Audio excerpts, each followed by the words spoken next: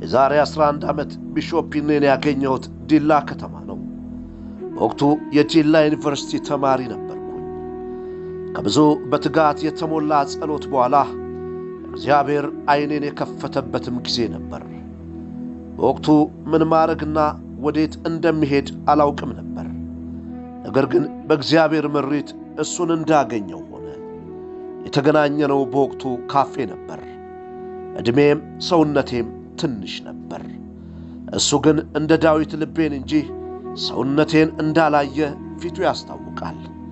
የሚቀጥለውን ቃል ሲናገር ልቤ በደስታ ሞቀ። እግዚአብሔር ወደ አንተ አንድ ሰው ልካለው ብሎኝ ነበር። ያ ሰው አንተ ነህ። እንኳን ደህና መጣ ነብይ አለኝ። ከዛ ደቂቃ ጀምሮ ብዙ ሳይሰማኝ ብዙ ሳያየኝ አመነኝ። ማይኮንና የተከበረው መሠዊያውንም ሰጠኝ። እኔ ከልምድ ማጣት የተነሳ ሳጠፋ እጠፋ ነበር። እሱ ግን የገባውበት ገብቶ መልሶ አያያዙንና አደራረጉን አሳይቶኝ በድጋሜ በመሠዊያው ላይ ያቆመኝ ነበር። ከዛን ቀን ጀምሮ ለባለፉት 11 ዓመታት እሱ በፍቅር የታቀፈ መንገድ አሳየኝ። በድካሜም በብርታቴም ዞር ስል የማላጣው ታላቅ ወዳጄ ነበር። ምንም ሰውን የምደውልለት ሁለተኛ ሰው አልነበረኝም። ሳገባ እንኳን የዳረኝ እሱ ነበር። እኔ እንጃ አሁን ለማን ጥሎኝ እንደሄደ አላውቅም። ቢሾፕ አንተን ማጣት እንደ ሄቨን ኤምባሲ ቤተክርስቲያን ቤተሰቦች በጣም ተጎድተናል። ስናጣ ቢጎላብንም ይህንን የምንለው ስላጣን ብቻ አይደለም።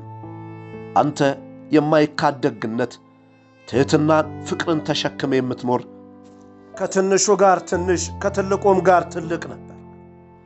ያንተ ገደብ ፍቅር ነው። ላንተ መዋረድ መውረድ አይደለም። ከማዘዝ በላይ መታዘዝ የሚቀልህ የክርስትና ውሃ ልክ የሆነውን ትሕትና መኖሪያ ካርገ የኖርክ ጌታን እንደ ተቀበልከው ነው ማገልገል የጀመርከው። 1991 እስከ 2017 ለ26 ዓመታት ፍቅር የሆነውን ጌታ ኢየሱስን በፍቅር እያገለገልክ ዓለም የምትመካበትን አንተ እሱን ስታገኘው አነሰብህ። እሱን አስቀድመህ እንቅልፋቴ የሠራሃቸው ሁሉ ለሱ ያለህን ጊዜ እንዳይሻማብህ አረድካቸው።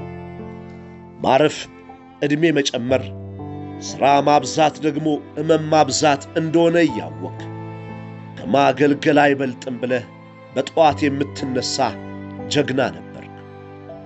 ለአንተ እዚህ ምድር የሚፈጠሩ ቤተሰብም ሆነ ሀብት ከጌታ አንጻር ሁለተኛ መሆናቸውን በተግባር በብዙ ምስክር ፊት አረጋግጠህልናል።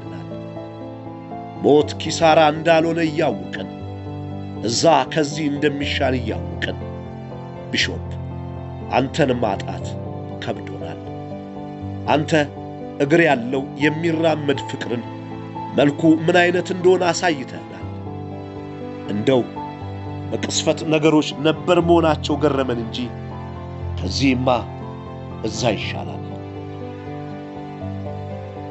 ሁሉን ትተህ የተከተልከውን ጌታ ፊት ለፊት አግኝተው በሞቀ ፈገግታ እንዳቀፍከው ስናስብ እረፍት ደስ ይለናል። እርግጠኞች ነን ያኔ እዛ እንገናኛለን። እስከዛው ያላለቀውን ለመጨረስ የምንችለውን እንሰራለን።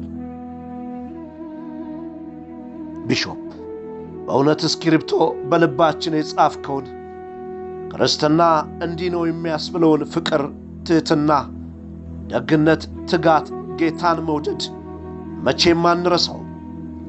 በከበረ ክብር የከበረ አክብሮት ላንተ አለን። እንወድሃለን። እርግጠኞች ነን ያኔ እዛው በክብር እንገናኛለን።